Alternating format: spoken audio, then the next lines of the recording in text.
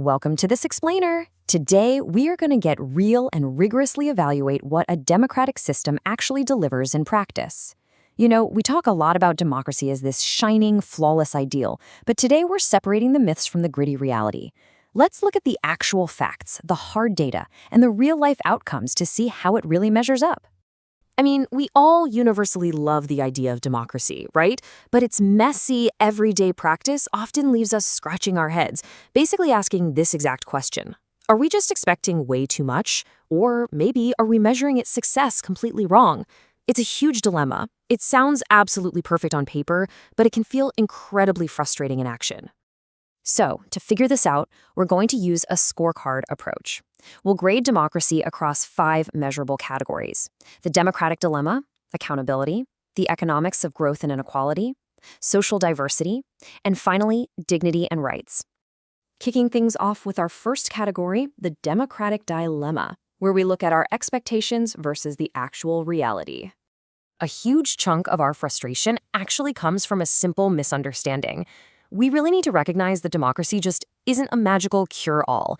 It's basically a foundational structure. It sets the stage, it creates the conditions, but it doesn't automatically hand you wealth or perfect harmony. It's up to us, the citizens, to actually use those conditions to achieve our own goals. Moving right along to Section 2, the political test, let's look at accountability and legitimacy.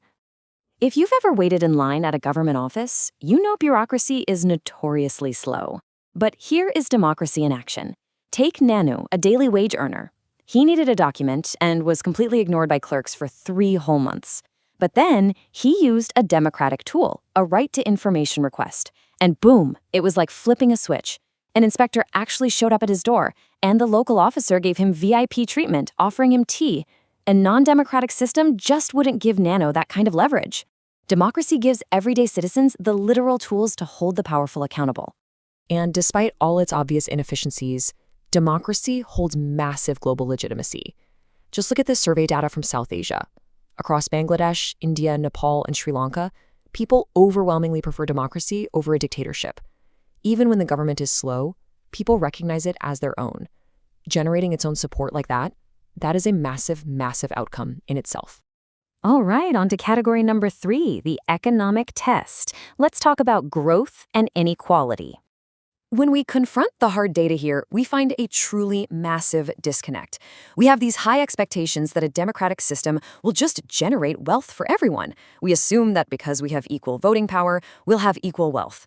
But the gritty reality, bringing everyone into the political arena on equal footing, is quite often accompanied by growing economic inequalities. I mean, can we honestly call a system successful when the top tier hoards over 60% of the wealth, while the bottom tier can barely survive? Just look at these numbers.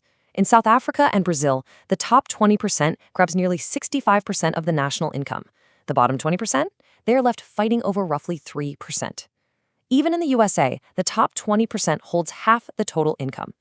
Despite the poor making up a massive proportion of voters, democracies practically struggle to reduce these stark economic disparities. Now here's a stat that might surprise you.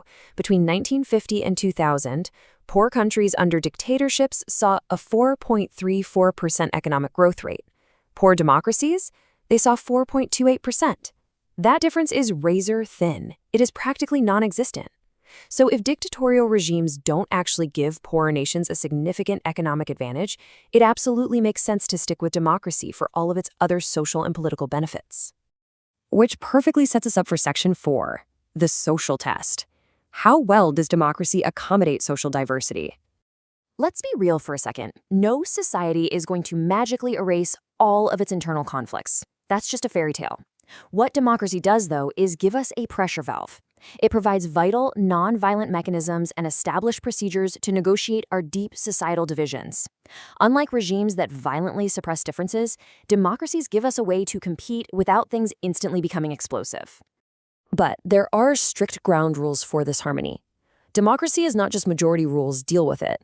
The majority absolutely must work with the minority. Plus, majority rule cannot just become the permanent rule of one specific racial or religious group. If a group is permanently shut out of power simply because of their birth, the whole system completely fails the social test. Every single citizen needs a fair shot at being in the majority at some point. And that brings us to our fifth and final section, dignity, freedom, and rights. Time for the final verdict. Stepping away from the cold, hard numbers for a minute, let's talk about the profound human impact. Democracy stands head and shoulders above the alternatives because it validates human dignity. In systems built on domination, people are just subjects, but democracy elevates you. It recognizes you as an empowered citizen with legally backed rights. Just recognizing that all individuals are truly equal, that is a revolutionary shift. By officially recognizing equality in principle, democracy gives marginalized groups the legal and moral ammunition they need to fight historical domination. Take women's rights in historically male-dominated societies, or the push for caste equality. Democracy provides the actual framework to demand equal status.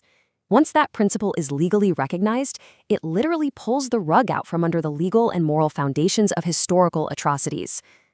It really all boils down to the sheer power of the number one single vote. Your vote carries the exact same mathematical weight as the wealthiest or most powerful person in the country. No way around it. That one simple, powerful realization fundamentally changes how a person views their own value and place in society.